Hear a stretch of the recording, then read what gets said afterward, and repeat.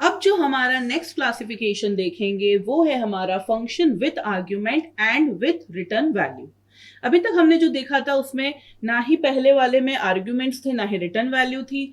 Second वाला जो classification था उसमें हमने आर्ग्यूमेंट्स नहीं थे बट रिटर्न वैल्यू थी।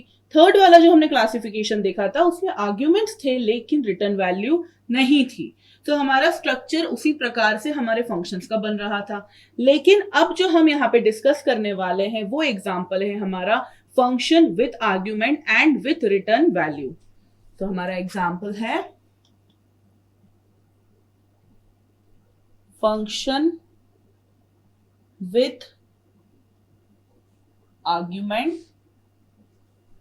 And with return value.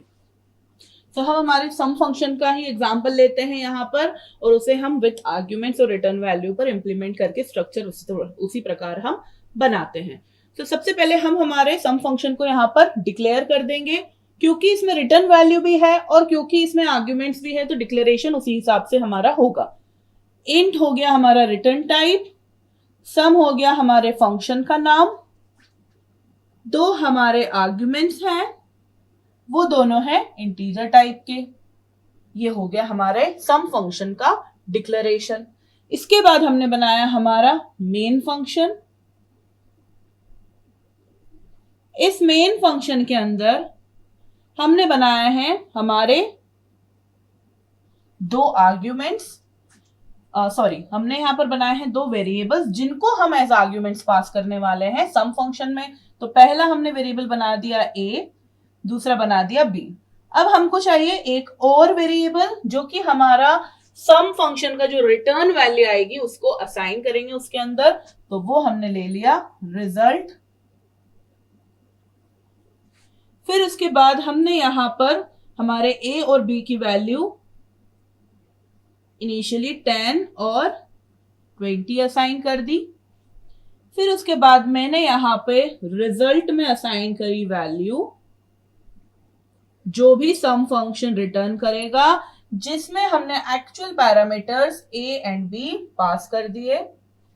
फिर उसके बाद मैंने उस रिजल्ट को प्रिंट करा दिया। So printf sum equals to percentile d result. अब हम हमारा सम फंक्शन डिफाइन करेंगे। तो इसमें हमने इंटीजर रिटर्न टाइप रखा हमारा क्योंकि रिटर्न वैल्यू इंट टाइप की होगी। सम हमारे फंक्शन का नाम, इंट a इंट b। ये हो गए हमारे फॉर्मल पैरामीटर्स। इसकी डेफिनेशन में हमें क्या लिखना है, डायरेक्टली हम यहाँ पर रिटर्न कर सकते हैं a प्लस बी की वैल्यू। हमें ना ही कोई वेरिएबल यहाँ पर इनिशियलाइज या उसको डिक्लेयर करने की जरूरत है क्योंकि हमने यहाँ पर फॉर्मल पैरामीटर्स में कर दिया। और हमें ना ही किसी प्रकार का प्रिंटफ की जरूरत है क्योंकि हम हमारे रिजल्ट को यहाँ प्रिंट करा रहे हैं। तो हमने यहाँ पे डायरेक्टली लिख दिया रिटर्न a प्लस बी। जैसे ही कंपाइलर सबसे पहले डिक्लेरेशन रीड करेगा तो उसे ये समझ आ जाएगा कि ये जो फंक्शन है इसका रिटर्न वैल्यू भी है जो कि है एक इंटीजर टाइप का और इसके पास दो फॉर्मल पैरामीटर्स भी हैं जो कि हैं इंटीजर टाइप के।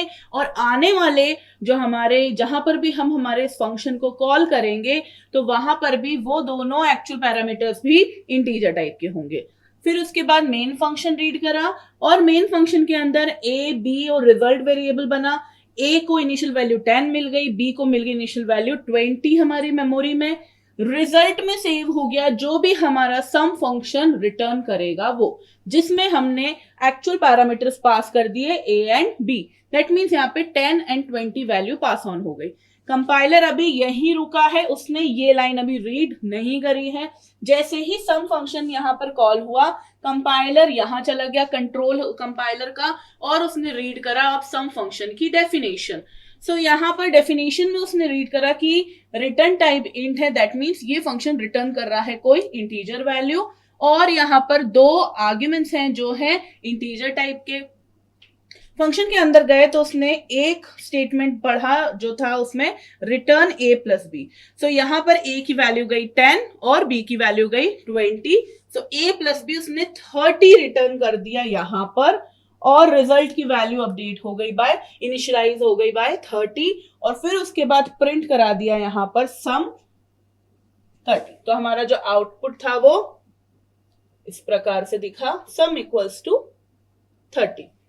सो चारों ही जो हमारे थे classification, with argument, without argument, और with return value, without return value, सभी अरेंजमेंट्स में जो हमारा आउटपुट था वो बिल्कुल सिमिलर प्रिंट हुआ हमारा, उसी उसी उसी के जैसा प्रिंट हुआ।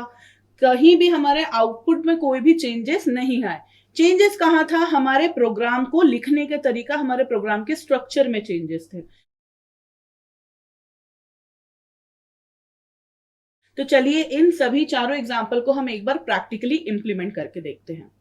सो अब हम यहां पर हमारा सबसे पहला एग्जाम्पल डिस्कस करेंगे, जो कि था function without arguments and without return value. हम सबसे पहले हमारी हेडर फाइल्स इंक्लूड करेंगे।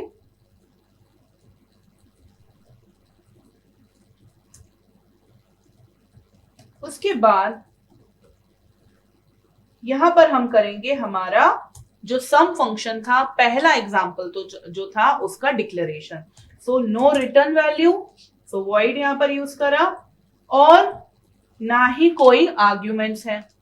इसके बाद हम बनाएंगे यहां पर हमारा मेन फंक्शन, और इस वाले एग्जाम्पल के टाइम पर यहां पर किसी भी प्रकार का कोई भी ना वेरिएबल इनिशियलाइज हुआ, ना डिक्लेयर हुआ, ना ही कोई भी प्रिंटफ स्टेटमेंट रन हुआ। डायरेक्टली हमने यहां पर सम फंक्शन को कॉल कर दिया था।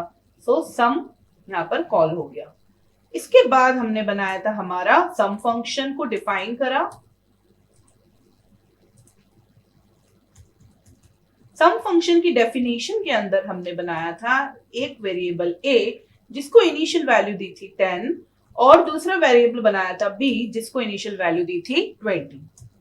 और हमने यहां पर प्रिंटफ करा था, जिसमें हमने प्रिंट कराया था सम इक्वल्स टू परसेंटाइल d, और यहां पर हमने a प्लस बी की वैल्यू प्रिंट करा दी थी। इतना अरेंजमेंट था हमारा function without argument and without return value. सब इसको हम कंपाइल करते हैं और अब रन करते हैं।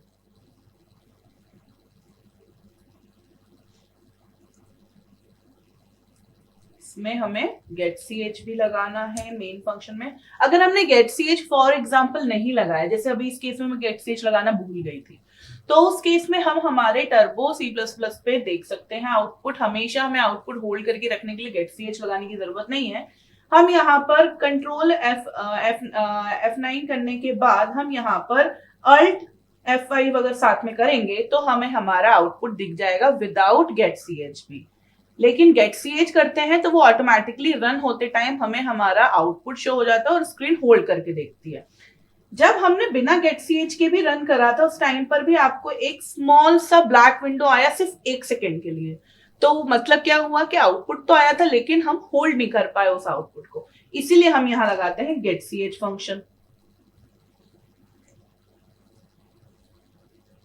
तो ये हमारा आउटपुट है सम इक्वल्स टू 30।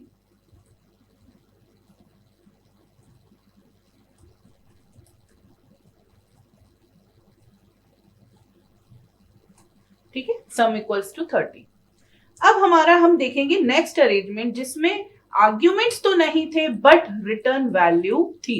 सो हमारा यहाँ पे कमेंट में मैंने कर दिया है function without argument and with return value. उस केस में हमारा जो यहां पर सम फंक्शन डिफाइन करा गया था वो सम फंक्शन रिटर्न वैल्यू वॉइड ना होकर हो गई थी इंटीजर टाइप की, तो इंट हो गया था। और हमारा जो मेन फंक्शन था उसमें हमने सम फंक्शन को कॉल किया था और हमने यहाँ पर वैल्यू रिटर्न कराई थी, तो उसके लिए हमने यहाँ पर एक वेरिएबल बनाया था और वो वेरिएबल था हमारा रिजल्ट नाम का, और हमने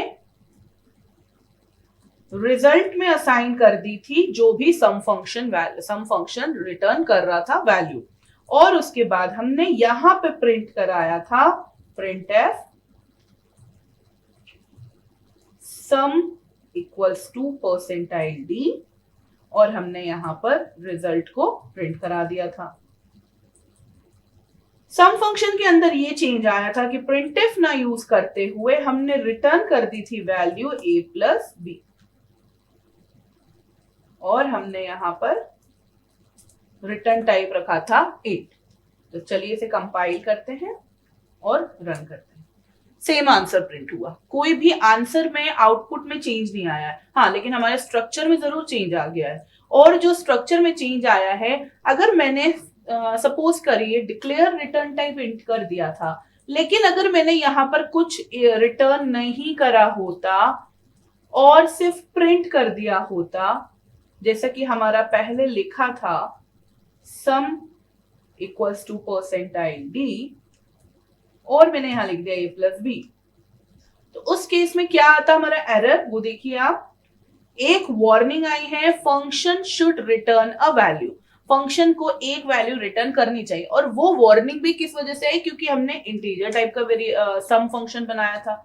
अब हम इसे कंपाइल करेंगे तो हमारा सम गलत आ गया, हमारा सम का आंसर जो है वो गलत आ गया, और जो वो क्या है 7 आ गया, क्योंकि जो हमारे a और b की वैल्यूज पहले सम में यहाँ पर हमारा प्रिंट हुआ और फिर उसके बाद रिजल्ट वैल्यू प्रिंट हुई।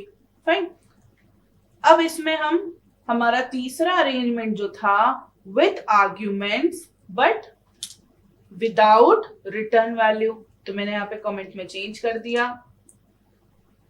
उस केस में हमारा रिटर्न वैल्यू नहीं था, तो अगेन फिर से रिटर्न टाइप वॉइड हो गया, लेकिन डिक्लेरेशन में हमारा 2 आर्ग्यूमेंट्स हैं, तो इसलिए हमने यहाँ पर 2 इंट टाइप के आर्ग्यूमेंट्स बना दिए। वेरिएबल्स मेन फंक्शन के अंदर हमने 2 वेरिएबल a और b बनाए थे, जो कि हमारे एक्चुअल पैरामीटर्स थे, और उन्हीं को हमने पास किया था हमारे सम फंक्शन में। और यहाँ पर रिजल्ट नाम का कोई भी वेरिएबल नहीं था, क्योंकि हम यहाँ पर वैल्यू रिटर्न नहीं करा रहे हैं, और हमने यहाँ पर डायरेक्टली सम फंक्शन को कॉल कर दिया था, और यहाँ पर प्रिंट एफ स्टेटमेंट यूज नहीं करा था रिजल्ट को प्रिंट कराने के लिए। हमारे पास यहाँ पर किसी भी प्रकार का कोई भी रिटर्न टाइप नहीं था, इसलिए हमने यहाँ पे लिखा था void, और यहाँ पर थे हमारे 2 formal parameters int a and b, जिनको इनिशियलाइज करने की भी जरूरत नहीं थी, क्योंकि उनकी वैल्यूज हमें मिल रही थी फंक्शन को कॉल करते टाइम।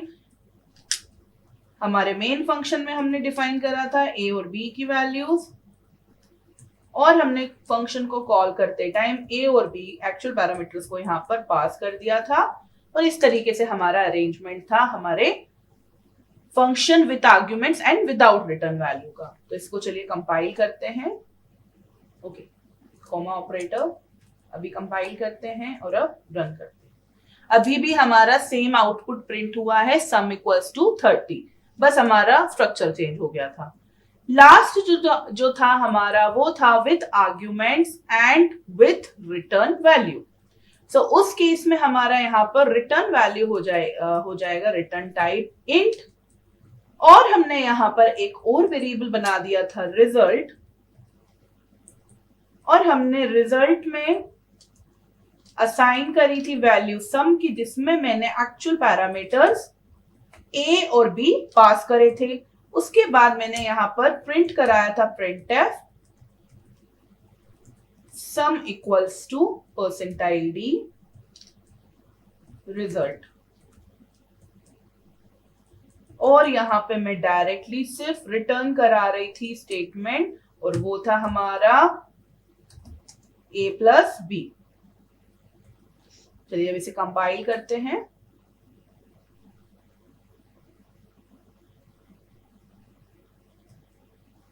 ओके, यहाँ पे आपको एरर शो हुआ है, और वो एरर आप रीड करिए। वो क्या है, type mismatch in redeclaration of sum. That means हमने पहले डिक्लेरेशन करा था इंट रिटर्न टाइप का, और हमने यहाँ पर बना दिया उसे वॉइड टाइप का।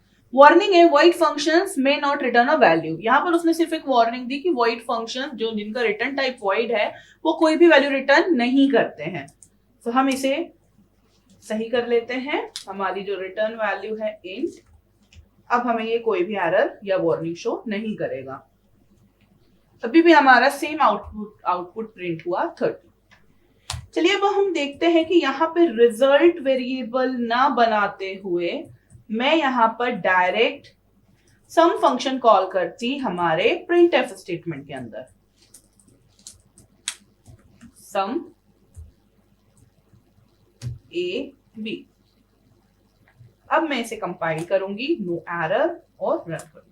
सेम आंसर प्रिंट हुआ। दैट मीन्स हमें एक और वेरिएबल बनाने की जरूरत नहीं थी, हम डायरेक्टली जो सम फंक्शन को कॉल किया था विथ एक्चुअल पैरामीटर्स हमने प्रिंटफ में ही कॉल कर दिया। तो इस तरीके से हमारा फंक्शंस का क्लासिफिकेशन होता है based on their arguments and return value.